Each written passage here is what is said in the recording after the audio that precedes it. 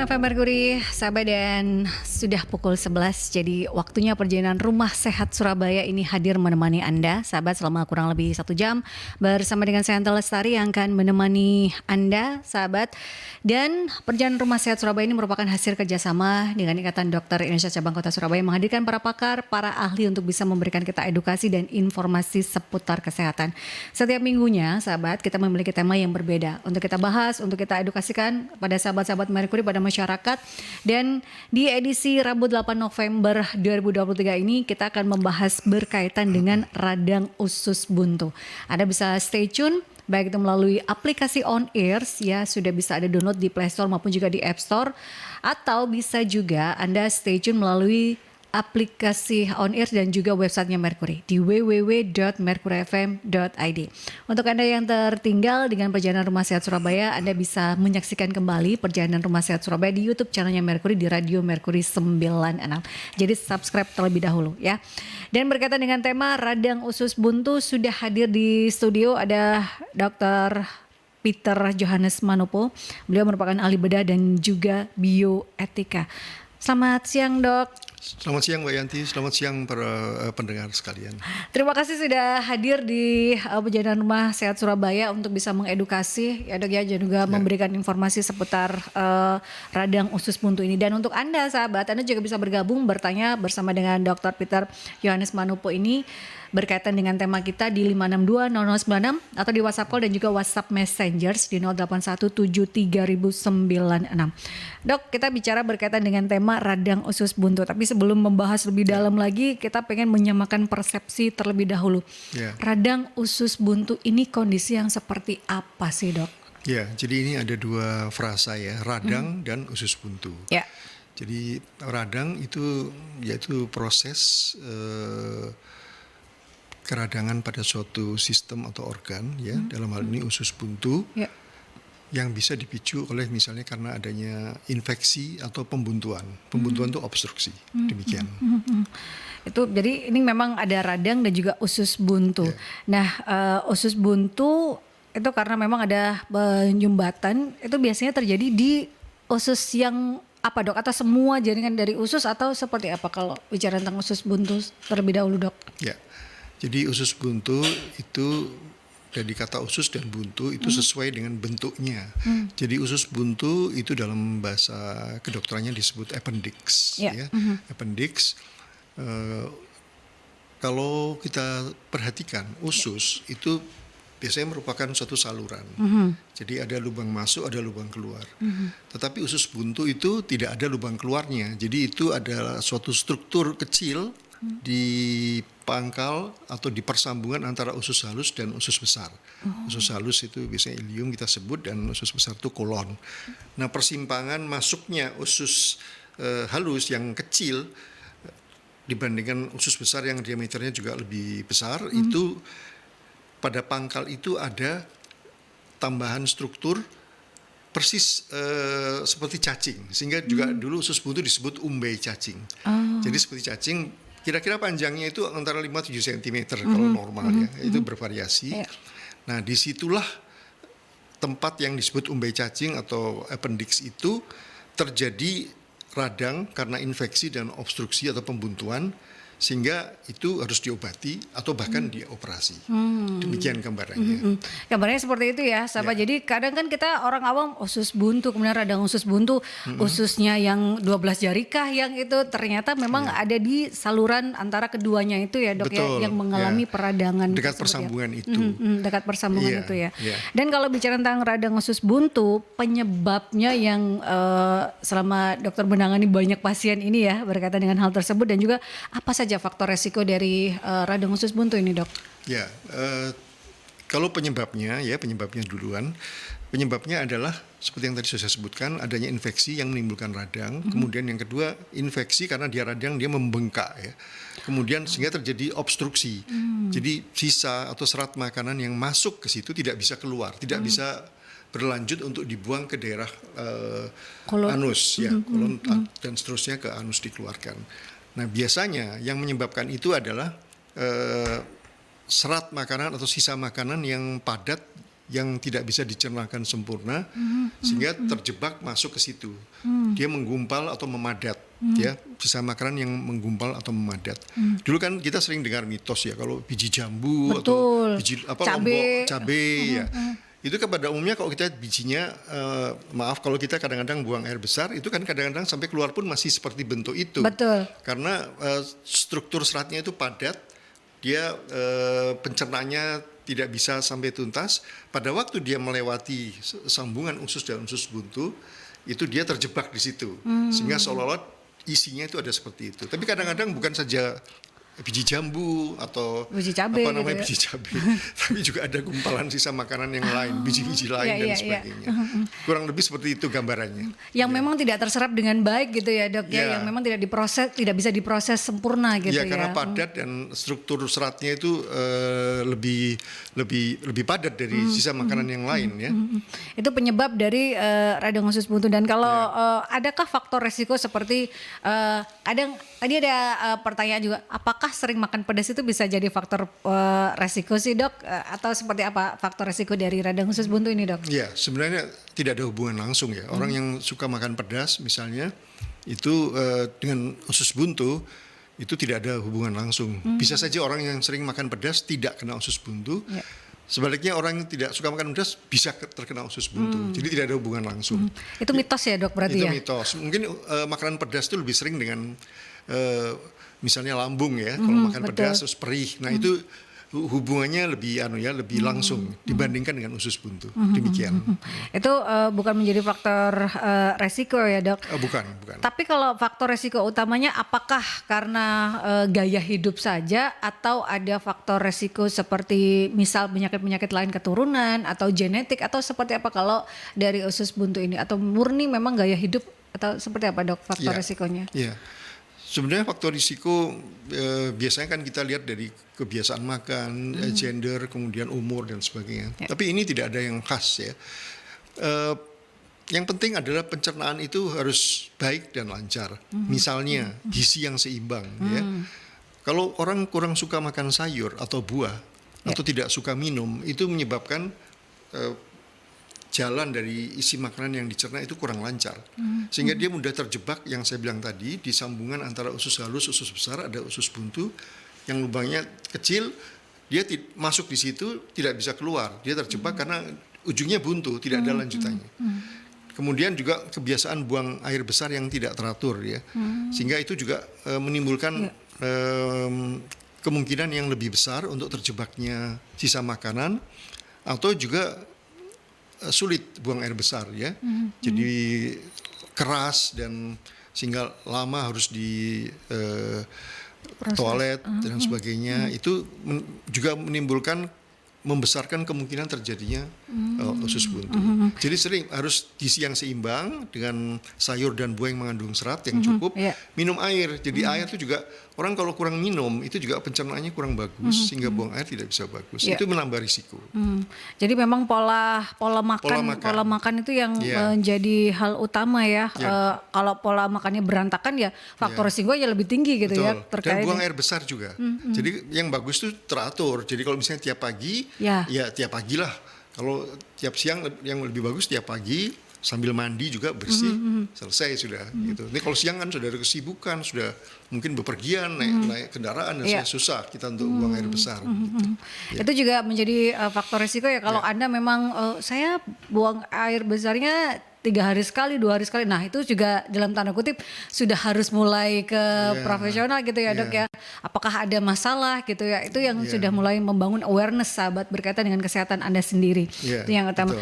Kalau untuk keluhan-keluhan ada yang khas nggak sih dok dari radang usus, atau memang karena kan ini semuanya area perut ya dok. Jadi kan apakah ada pembedanya dengan mah atau sebelah mananya kalau ada keluhan-keluhan khas dari radang usus buntu ini apa saja?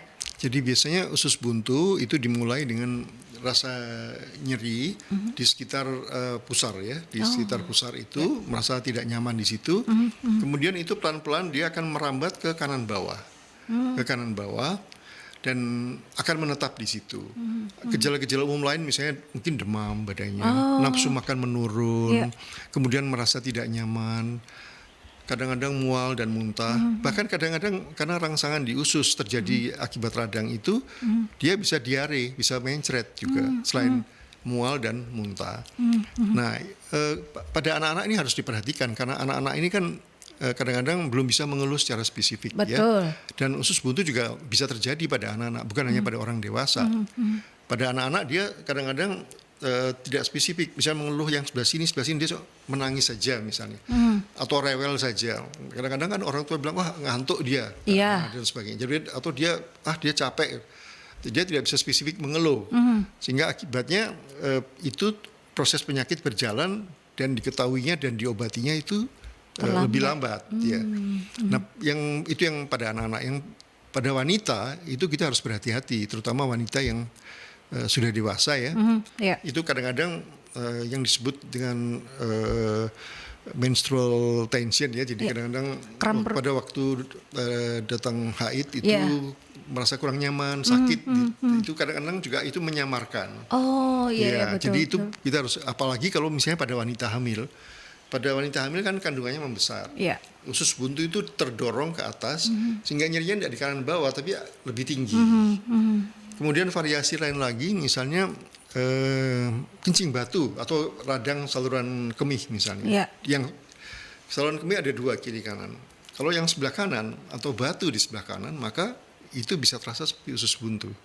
Nah, hal-hal tadi yang saya sebutkan itu kita harus lebih hati-hati dan untuk ibu rumah tangga dan bapak rumah tangga harus memperhatikan anak-anak ini, terutama anak-anak ya. Itu harus kita lebih aktif mengelaborasi, menanyakan, kemudian mengikutinya dan sebagainya. Begitupun pada wanita. Harus mulai aware gitu ya, jangan karena kan orang kita tahan sakit ya dok ya. Betul. Kalau tidak sakit yang benar-benar itu nggak akan pernah datang ke fasilitas kesehatan gitu. Jadi sekecil apapun keluhannya akan lebih baik lagi cepat datang ke fasilitas kesehatan supaya tidak terlambat dalam penanganan gitu ya dok. Itu yang utama ya. Sekarang ini kan kadang-kadang di rumah itu ada persediaan obat. Ya. Kalau sakit kepala atau sakit perut atau demam, minum obat aja. Minum obat tertentu misalnya. Jadi ini juga menyamarkan. Karena keluhan akan berkurang sehingga nggak apa-apa. Atau mau ada acara, saya nanti ada undangan misalnya. Atau mau pergi, atau mau nonton bioskop, sudah janjian. Ditahanlah sakit itu. Sehingga itu berproses. Atau minum obat yang justru menyamarkan. Ada yang penghilang rasa nyeri gitu ya, malah menyamarkan ya dok. Itu minum antibiotik, karena minum antibiotik aja. Orang kan sekarang kadang-kadang di rumah antibiotik begitu. Dan itu berbahaya, selain menyamarkan itu membuat resisten, membuat kebal kuman itu. Itu yang harus terus digaungkan untuk sahabat-sahabat Marco, untuk masyarakat, bahwa penggunaan obat, karena ini kan bicara tentang obat kimia gitu ya sahabat, itu harus dengan resep dokter, terutama obat-obat keras seperti antibiotik. Itu tidak boleh sembarangan. Jangan dikit-dikit minum antibiotik. Itu akan cepat untuk saya ini, tapi nantinya Anda yang akan merasakan dampaknya gitu ya sahabat. Dok, kalau radang usus buntu ini pemeriksaan apa saja yang harus dilakukan? Tadi kan sudah ada kayak nyerinya mulai di pusar, kemudian turun lagi ke agak yang sebelah kanan bawah gitu ya dok ya. Untuk pemeriksaan yang harus dilakukan berkaitan dengan radang usus buntu ini, apakah USG saja, endoskopi, atau ada laboratorium yang bisa dilakukan untuk berkaitan dengan radang usus buntu, atau seperti apa dok untuk pemeriksaan atau diagnosis dari radang usus buntu ini? Jadi pemeriksaan itu kita mulai dari awal, itu yang paling sederhana dari cerita pasien atau anamnesis. Jadi cerita keluhan tentang keluhan yang bisa kita elaborasi dengan teliti, itu sudah bisa menghasilkan 60-70% diagnosis. Hanya dari cerita saja. Kemudian pemeriksaan fisik jasmani itu semua diperiksa, termasuk suhunya dan sebagainya. Suhu kadang-kadang harus dibedakan, kadang-kadang itu dibedakan kalau pada usus buntu, suhu yang diambil dengan termometer biasanya ditaruh di ketiak, dan sudah itu di dubur. Nah, nanti beda suhu di dubur dan di ketiak itu merupakan salah satu indikator. Itu yang pertama. Yang kedua itu kita pemeriksaan khusus ya di daerah perut, itu kita periksa dan sebagainya, nyeri di daerah mana, dan ada beberapa manuver dengan gerakan-gerakan kaki, gerakan perut dan sebagainya. bahkan dengan colok dubur ya, di Iya. mana jari dokter itu dimasukkan di dubur di arah tertentu, itu sudah bisa sebenarnya menambah kekuatan untuk diagnosis. Kalau di rumah sakit itu biasanya juga ditambahkan dengan pemeriksaan darah Ya. dan urine untuk menyampingkan seperti tadi kencing batu, Ya. radang kemih. Dan di pemeriksaan darah itu terlihat ada sel-sel darah tertentu yang meningkat. USG misalnya atau CT ya, CT scan itu tidak. CT scan itu kita harus hati-hati ya, apalagi pada wanita hamil. Ya itu kan radiasi. Betul. USG mungkin diperlukan untuk konfirmasi, tetapi kalau misalnya dengan cerita keluhan anamnesis yang teliti, pemeriksaan jasmani yang teliti dan colok dubur yang bagus, pemeriksaan darah itu biasanya sudah cukup. Nah, biasanya kalau ini bisa didapatkan masih dalam 24 jam pertama itu kita bisa berikan antibiotik. Itu kan radang ya, infeksi. Memang kalau usus buntu yang belum ada komplikasi bisa diobati dengan antibiotik. Jadi tidak semua bahwa sudah operasi begitu. Tidak selalu begitu. Jadi pada 24 jam pertama belum terjadi misalnya abses ya, atau misalnya perforasi artinya lubang, nekrosis. Jadi dia berlubang sehingga sisa makanan dan kotoran itu keluar. Itu memang harus operasi.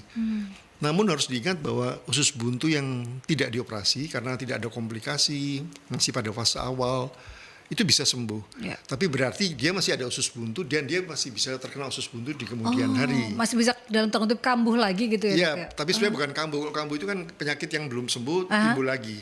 Ini sudah sembuh, sudah normal, misalnya 5-6 tahun lagi. Karena dia masih punya usus buntu, maka usus buntu itu bisa meradang. Begitu. Sudah ada warning berarti gitu ya, kalau sudah pernah kena gitu ya dok ya. Kalau kita operasi sudah selesai, sudah dibuang. Itu pertimbangan lain seperti itu. Itu yang sudah harus dipahami juga, karena kalau kita dengarnya radang usus buntu atau usus buntu, wah harus operasi. Penanganan utamanya pasti akan mendengarnya ada beberapa tata laksana lain ternyata sahabat berkaitan dengan radang usus buntu. Kita ke jeda iklan terlebih dahulu ya, dan saya mengundang Anda untuk bisa bergabung bertanya bersama dengan Dr. Peter Johannes Manopo. Beliau ahli bedah dan bioetika berkaitan dengan radang usus buntu ini di 5620096 atau di WhatsApp call dan juga WhatsApp Messengers di 08173096 ya. 96 FM Merkuri, sahabat masih di perbincangan Rumah Sehat Surabaya di edisi Rabu 8 November 2023 bersama dengan Dr. Peter Johannes Manopo, beliau ahli bedah dan juga bioetika. Dan kita hari ini di Perjalanan Rumah Sehat membahas berkaitan dengan tema radang usus buntu. Sudah ada dua sahabat Merkuri yang bergabung di WhatsApp Messengersnya Merkuri, ada Ibu Ira dan juga Sela. Tapi saya tahan dulu ya, karena saya pengen bertanya terlebih dahulu berkaitan dengan komplikasi yang bisa menyertai radang usus buntu ini apa saja dok? Karena kan kalau bicara tentang radang, kalau dibiarkan pastinya ada hal-hal yang ditakutkan. Apa saja dok komplikasi yang bisa timbul? Ya, sebagaimana radang dan infeksi itu bisa menimbulkan proses yang lebih lanjut ya, sehingga terjadi apa yang dalam istilah kedokteran disebut nekrosis. Nekrosis itu artinya kematian jaringan ya, karena terjadinya keradangan yang merusak jaringan itu. Karena nekrosis atau pembusukan itu, maka itu bisa berlubang atau pecah. Jadi itu dia bernanah, kemudian pecah, sehingga terjadi keluarnya sisa makanan, kotoran dan nanah itu ke rongga perut, keluar dari appendix itu sendiri. Nah, ini bisa menimbulkan komplikasi yang serius karena bisa menimbulkan radang dari rongga perut yang disebut peritonitis, dan karena sudah menyebar itu bisa menimbulkan apa yang disebut sepsis. Sepsis itu artinya infeksi karena kuman-kuman yang menyebar ke seluruh tubuh dengan gejala-gejalanya. Karena biasanya kuman-kuman itu juga membawa toksin ya, membawa racun. Nah, itu bisa menimbulkan penyakit yang lebih berat bahkan kematian. Sehingga kalau dia sudah komplikasi, dia pecah, nekrosis, abses atau sudah terjadi peritonitis yang saya sebut tadi, itu harus dioperasi terbuka. Maaf. Jadi perutnya itu harus dibersihkan. Kemudian sumber kebocoran atau sumber appendix yang pecah dibuang. Lalu setelah usus dibersihkan baru ditutup. Itu cukup serius ya, Iya. karena operasinya cukup besar. Operasi itu juga menimbulkan stres, anestesi menimbulkan stres, Iya. penyakitnya juga menimbulkan stres. Kemudian yang lebih ringan itu apa yang disebut dengan infiltrat ya, atau infiltrat itu seperti perlekatan Oh, di sekitar iya. usus buntu itu, dia belum sampai pecah. Jadi ada yang disebut lapisan lemak dalam usus yang disebut omentum, itu dia berusaha membungkus untuk melindunginya supaya tidak pecah. Itu kalau pertahanan kita bagus dan komplikasinya belum berat. Ini justru ditunda, operasi harus ditunda kalau terjadi massa atau mes di sekitar usus buntu yang disebut infiltrat tadi. Iya. Kita dalam dunia kedokteran kita sebut periappendicular infiltrat. Itu kita tunda, diobati dengan antibiotik untuk waktu tertentu ya, kurang atau lebih dari sebulan melihat perkembangannya. Baru kemudian dilakukan operasi setelah gumpalan atau perlekatannya itu reda. Itu ya dok Seperti ya. itu. Ya. Itu. Ini sebenarnya menjawab pertanyaan dari Bu Ira, dok pernah baca di sebuah artikel katanya radang usus buntu itu untuk operasinya harus menunggu gumpalannya berkurang dulu. Nah, apakah aman dok kalau harus menunggu gumpalannya berkurang terlebih dahulu? Seperti apa? Itu menjawab itu tadi ya dok ya. Ya, jadi Secara itu tidak langsung Bu Ira. Ya, betul Bu Ira. Jadi itu memang kalau misalnya penggumpalan itu dan tetap dioperasi misalnya demikian, itu pertama ada risiko gumpalan itu justru pecah, Ya. terjadi perdarahan dan nanah itu akan menyebar kemana-mana.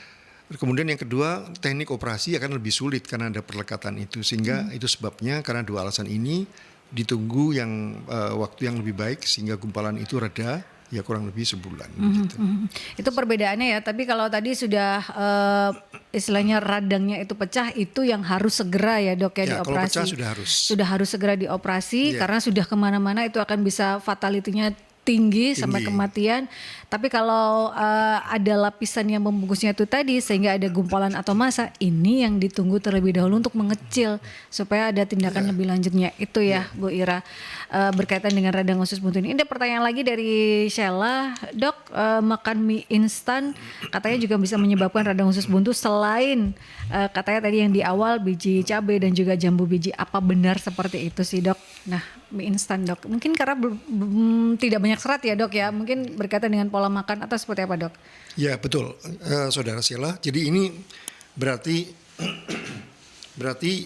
tidak ada serat atau miskin serat, itu menyebabkan proses pencernaan tidak berlangsung baik. Ya. Bukan sebab langsung mie instan itu yang menyebabkan, bukan. Tetapi karena kurang serat menimbulkan pencernaan kurang lancar, seperti itu.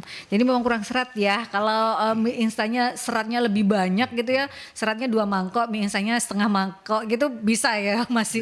Bukan karena mie instannya, tapi karena memang kurang serat, pola gizi seimbangnya itu yang harus diperhatikan itu ya Sheila. Dan itu tadi berkaitan dengan komplikasi yang juga terjawab untuk pertanyaan dari Ibu Ira.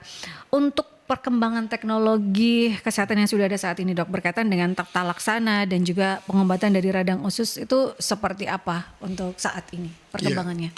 Jadi untuk perkembangan teknologi kedokteran yang sekarang makin lama makin canggih, itu yang pertama dampak yang positif adalah apa yang disebut sebagai teknik bedah invasif minimal. Jadi tidak terlalu banyak atau tidak terlalu dalam melakukan intervensi ke organ atau ke badan kita yang disebut dengan endoscopic surgery atau laparoscopic surgery. Jadi pembedahan secara laparoskopik. Jadi tidak dibuka, diiris dengan besar, tetapi diiris kecil, kemudian dimasukkan alat. Itu ada kameranya, kemudian ada pisaunya untuk mengambil itu, sehingga trauma yang ditimbulkan, trauma operasi maksud saya, itu lebih kecil. Penyembuhan juga lebih cepat, pasien bisa lebih cepat pulang dari rumah sakit. Nah, ini adalah kemajuan dari proses operasi biasa. Jadi memberi sayatan yang lebih besar, kemudian lebih lama untuk menjadi sembuh, waktu tinggal di rumah sakit juga lebih panjang. Itu dampaknya seperti itu yang positif. Dampak lain yaitu proses diagnostiknya itu seperti CT scan saya rasa sudah cukup lama, USG sudah cukup lama. Itu ya yang baru yang teknik minimal invasif itu. Seperti itu. Jadi sekarang memang lebih luar biasa lagi ya dengan perkembangan teknologi. Saya tanya tidak sebesar dulu mungkin ya dok Ya, ya harus lama istirahatnya gitu ya. Tapi sekarang hanya seukuran endoskopi saja itu sudah bisa gitu Bisa, dan ya. pasien akan lebih cepat pulang. Tapi lebih baik lagi adalah cara untuk supaya tidak terkena dengan appendicitis ini tuh akan lebih baik lagi. Jadi kalau sudah merasakan gejala-gejala seperti demam, kemudian nafsu makan turun, mual muntah, itu seharusnya sudah mulai sahabat ya. Anda memeriksakan diri ke fasilitas kesehatan. Kita ke penelpon terlebih dahulu. Selamat siang Mercury. Selamat siang. Selamat siang. Mas Dewa? Iya, Ya, silakan Mas Dewa. Dokter Peter, apa kabar? Apa kabar Mas Dewa? Baik, sehat? Nggak pernah ketemu kopi darat, ketemunya di udara gitu. Enggak Iya. apa-apa, suatu saat nanti kita bertemu. Saya baru tahu kalau Dokter Peter di bagian usus buntu ya. Saya tahunya cuma ketua IBF. Saya baru tahu kalau bidangnya di usus. Iya, saya di IBF Dokter juga. Peter mau Iya, nanya ya. silakan.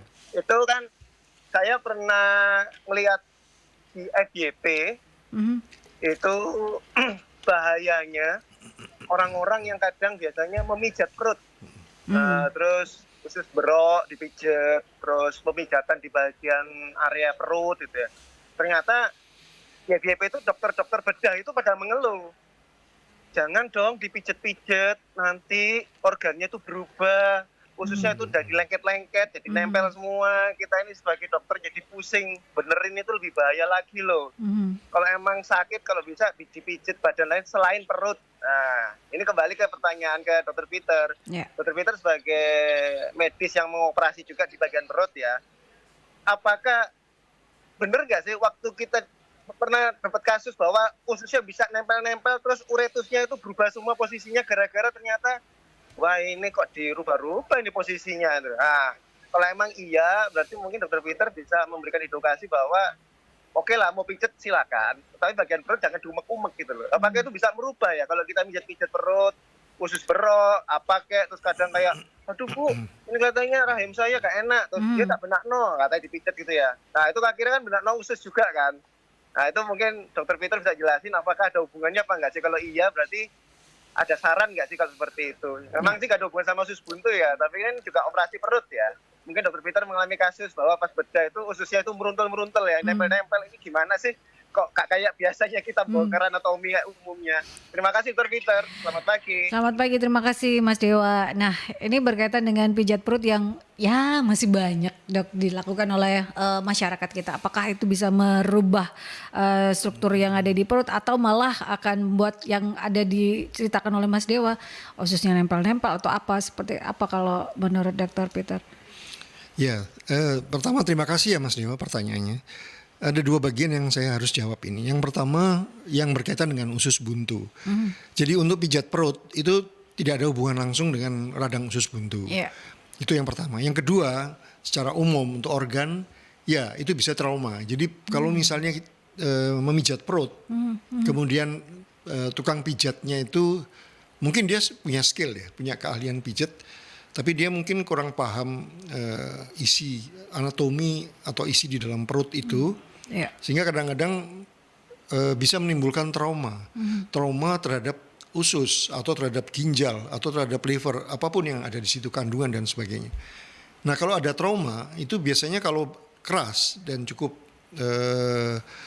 merugikan organ itu terjadi apa yang disebut hematom. Hematom itu lebam, jadi perdarahan di situ.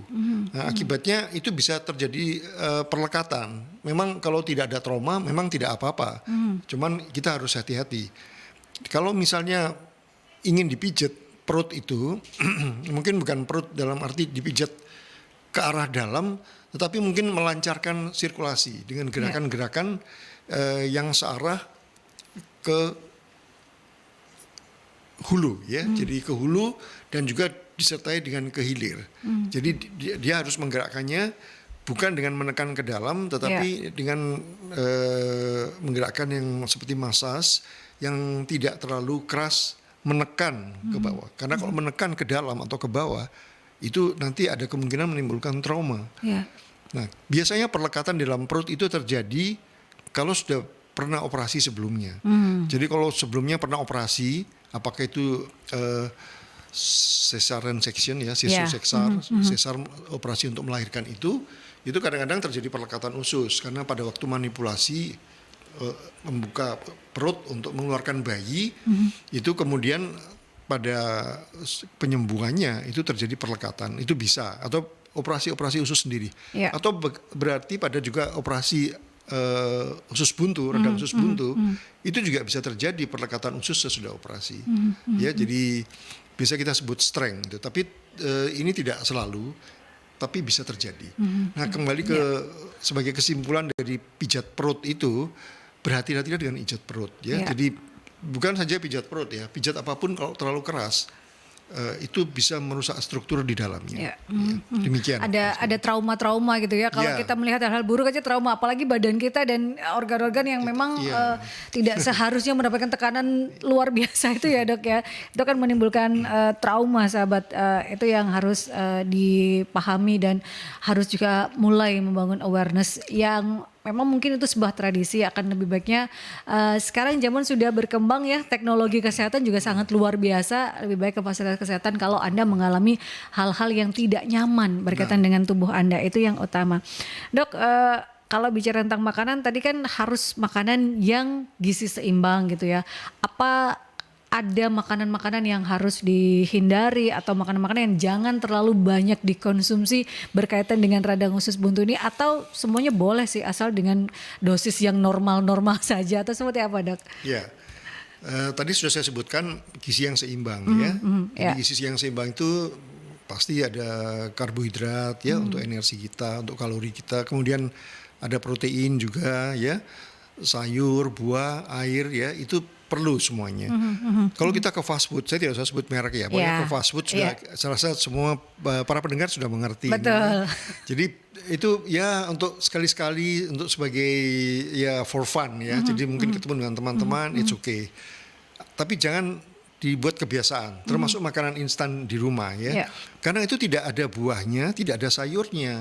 Kalau kita beli fast food atau makanan instan di rumah, itu pasti tidak ada sayurnya, itu bumbu-bumbunya sudah kering, sudah dikemas dan sebagainya, dan itu pasti tidak seimbang gizinya. Terus minum ya, sering orang itu kurang minum, itu sangat berbahaya. Sekarang sedikit keluar dari konteks usus buntu, gagal ginjal misalnya, itu karena antara lain penyebabnya banyak penyebabnya, tetapi salah satu kurang minum itu juga menjadi pemicu gagal ginjal. Dulu orang kalau gagal ginjal itu pada sakit berat atau usia lanjut, sekarang itu bergeser usia yang lebih muda. Betul, dok. Dan banyak itu gagal ginjal, dan itu sudah cuci darah dan sebagainya, wah itu susah untuk balik normal ya. Jadi tolong diperhatikan, sebaiknya makanan di rumah itu bagus sudah ya, jadi sudah seimbang, ada sayur, ada buah, ada air minum dan yang lain yang saya sebut tadi. Itu penting, itu yang pertama. Yang kedua, buang kotoran yang teratur, BAB yang teratur. Sempatkan waktu, wah saya tidak bisa, bisanya 2-3 kali, coba. Ya, jadi meskipun belum merasa, cobalah beri waktu yang cukup ya di tempat, di kamar mandi atau di WC, untuk itu tidak bisa buru-buru atau tidak bisa sambil main HP nggak bisa. Ada itu orang yang mandi ke kamar kecil bawa HP, nggak bisa dipisah dari HP. Jadi ini kadang-kadang kita perlu konsentrasi loh, untuk bisa BAB itu kita perlu konsentrasi. Butuh relax ya dok ya. Relax. Kalau ada suara kaget misalnya HP, ya berhenti. Bisa. Udah berhenti. Jadi coba siapkanlah. Jangan coba HP itu sekali-sekali itu banyak sekali masalah dengan HP. Itu mungkin bidang lain yang akan. Cuman saya sebutkan. Jadi memang kita perlu waktu untuk buang air besar. Itu kadang-kadang perlu konsentrasi dan buat teratur. Paling bagus mandi pagi sebelum mandi, terus mandi bersih sudah. Itu yang kedua. Yang ketiga olahraga. Olahraga ini gerak. Jadi jangan olahraga, wah saya sudah jalan kok, atau saya di rumah sudah bersih-bersih. Saya sudah ngepel, beda. Itu gerakan-gerakan, memang itu ada olahraganya, itu melepaskan kalori, betul, itu betul. Tetapi olahraga dalam arti melatih jantung, melatih pernapasan, itu belum tentu seperti itu. Ada yang misalnya binaraga, misalnya wah bentuk badan biar bagus, ya itu baik-baik saja, tidak salah. Tetapi untuk tingkat melatih jantung dan paru itu kurang. Nah, itu olahraga itu yang penting begitu. Nah, apa yang bagus ya silakan apa yang disukai. Demikian. Jalan di kompleks setengah jam, 1 jam dalam sehari itu boleh dilakukan. Betul. Ya dok ya. Itu yang sesimpel apapun.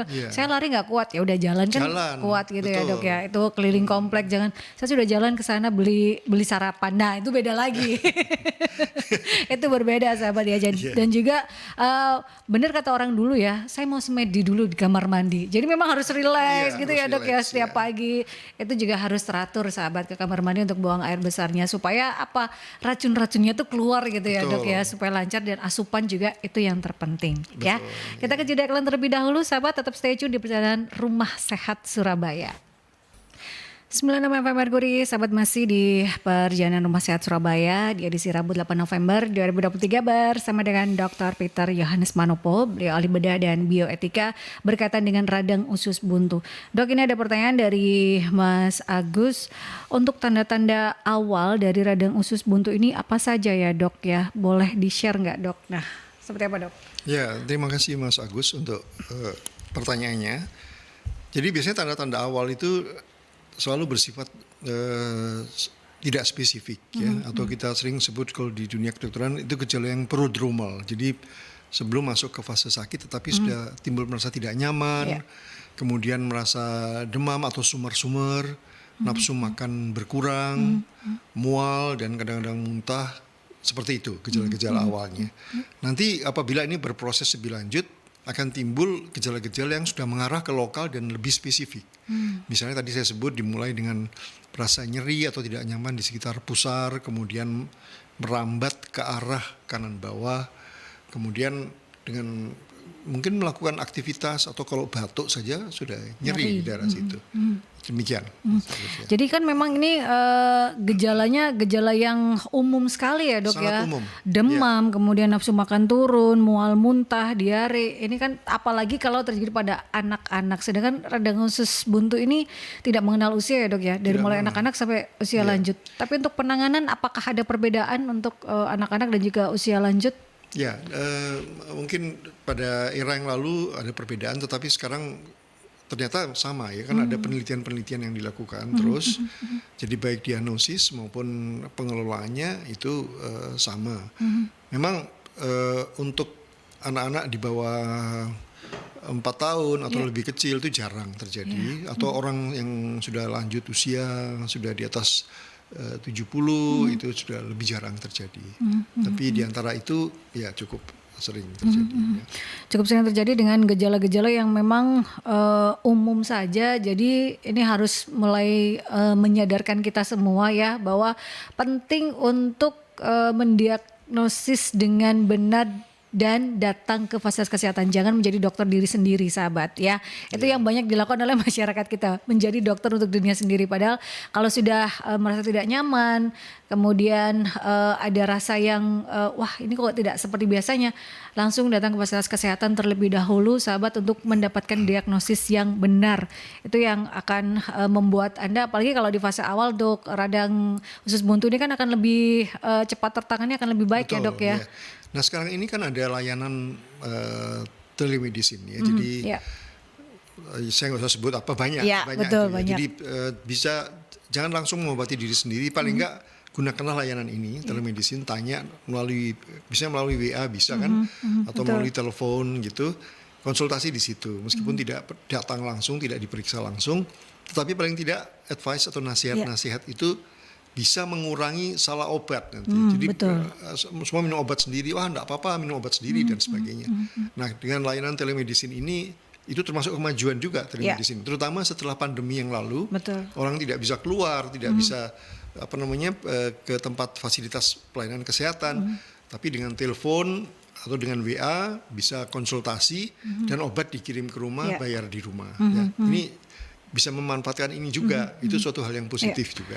Anamnesis yang dilakukan secara virtual gitu ya dok bisa, ya, itu ya. Ya ini bisa dimanfaatkan, jadi tidak harus langsung semua diobati sendiri begitu. Itu ya sahabat, jadi jangan jadi dokter sendiri meskipun dengan perkembangan teknologi tanpa orang-orang yang ahli, tentunya akan ada hal-hal buruk yang akan menimpa gitu ya. Dan berkaitan dengan pencegahan dari radang usus buntu, apa sih dok yang bisa dilakukan baik itu kebiasaan ataupun juga gaya hidup dan lain sebagainya supaya kita menghindarkan paling tidak berkaitan dengan radang usus buntu ini apa saja? Ya, yang pertama adalah kita membiasakan makan yang bergizi seimbang, yang tadi saya sebutkan yang kaya serat ya, terutama buah dan sayur ya. Buah dan sayur yang kaya serat itu yang tradisional saja, jadi tidak usah yang sudah dikemas, karena buah dan sayur yang sudah dikemas, yang sudah mengalami fabrikasi, dijual di tempat dalam keadaan sudah kering, itu seratnya dan zat-zat organiknya itu sudah sangat berkurang. Jadi kita beli di pasar saja yang segar itu seperti buah-buahan dan sebagainya. Itu lebih bagus, tidak ada pengawet pasti. Kemudian yang kedua, banyak minum. Ya, minum air ini sangat penting ya.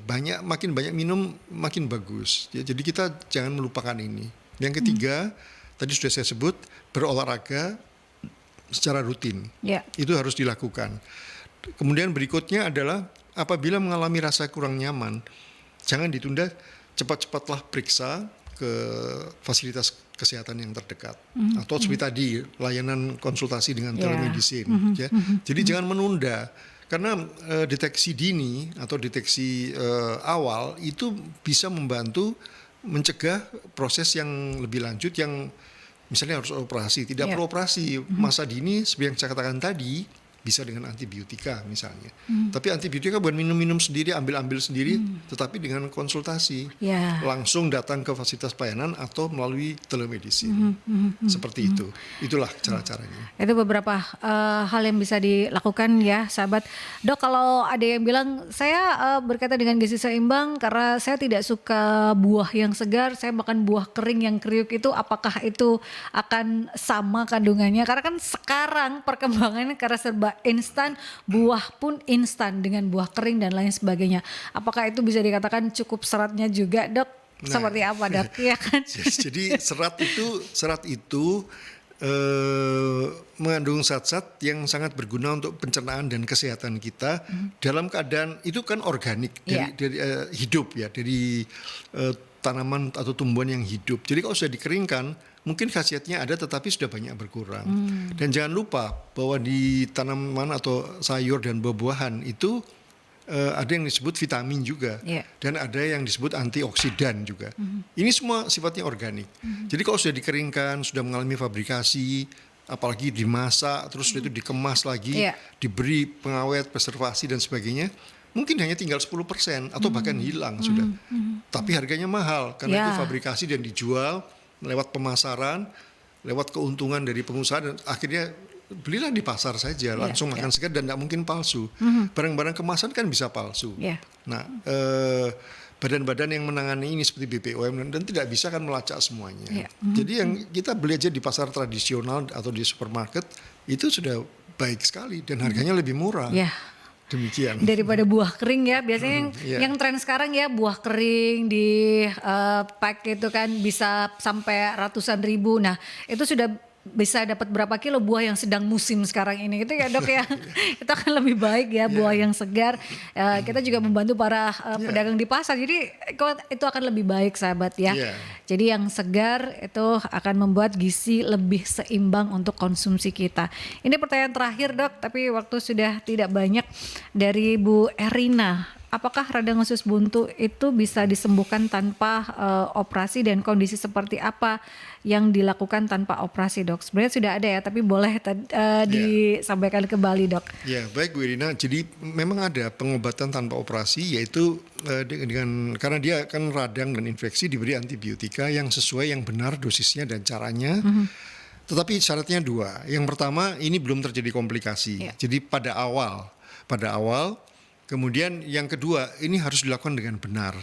Jadi ini harus dalam pengawasan dokter ya. Jadi untuk memastikan pertama bahwa itu memang betul radang usus buntu, sehingga jenis obat dan cara pemberian itu bisa benar. Nah nanti ini harus dimonitor, harus diikuti terus. Apakah tidak menjadi lebih berat atau sembuh. Kalau sembuh sudah selesai tuntas. Jadi jawabannya bisa, Bu. Tapi saya ingatkan bahwa nanti di hari mendatang itu karena masih ada usus buntunya kan, cuma diobati radangnya. Usus buntunya masih ada. Di hari mendatang atau di tahun-tahun yang akan datang itu ada kemungkinan, belum pasti, ada kemungkinan terjadi radang usus buntu karena usus buntunya masih ada. Demikian. Jadi memang ada, tapi memang harus benar-benar berkonsultasi dengan dokter terlebih Betul. dahulu.